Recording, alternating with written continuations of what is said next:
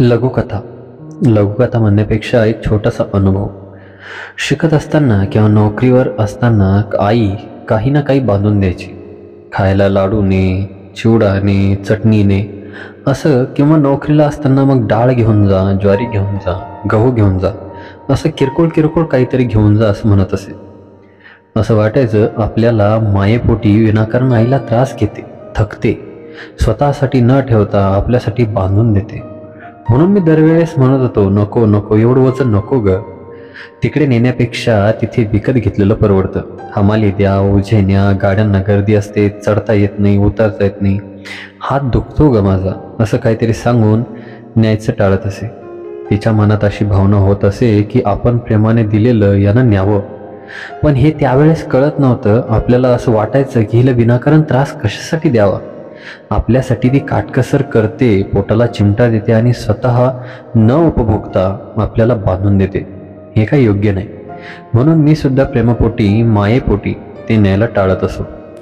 आज मुली लग्न होऊन सासरी गेल्यात, नोकरीमध्ये व्यस्त आहेत, मोठा पगार कमवतात, मोठ्या फ्लॅटमध्ये राहतात, नातवाला भेटायला जायचं, मुलीला भेटायला जायचं, आता गाडी तर आहेच, मग आपल्या गाडीमध्ये डाळ घेऊन जाऊया, आपल्या शेतातला लसण घेऊन जाऊया, आपल्या शेतातला पपया, केळी, इतर काहीतरी घेऊन जा असं वाटतंय. आणि गाडीत टाकून आपण नेतोय.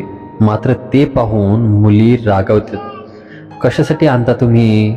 आम्ही ताज्या ताज्या घेतो, इथं थोडं थोडं घेतो. आमच्या वातावरणात मुंबईसारख्या ठिकाणी ते टिकत नाही, खराब होतं ग.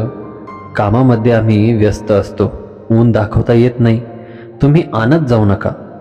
अर्थात तिचं हे सुद्धा आपल्याला जसं पूर्वी वाटायचं आपल्या आईविषयी, तसंच तिला सुद्धा वाटत असतं. पप्पा मम्मींनी ते स्वतःच वापरावं. आपण पगार कमवतो, आपण विकत घेऊ शकतो, त्यांनी का म्हणून त्याग करावा आणि आपल्याला मायेपोटी जे हाती लागेल ते दरवेळेला घेऊन यावं.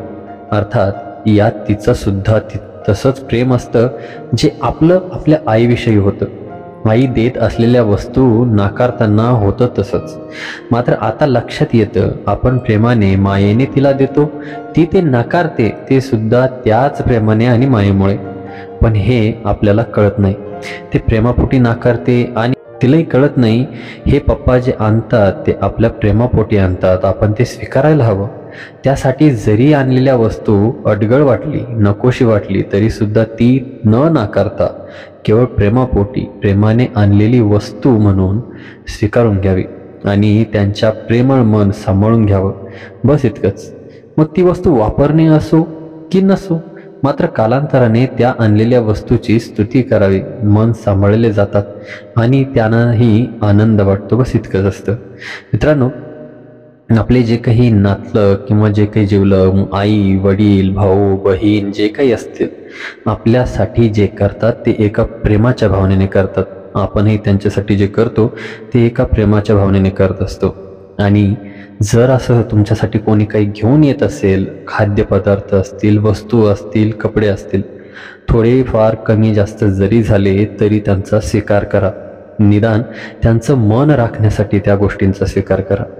गोष्ट आवडली असेल तर व्हिडिओला लाईक करा, चॅनलला सबस्क्राईब करायला विसरू नका. भेटूया नवीन गोष्टीसहित. तोपर्यंत धन्यवाद.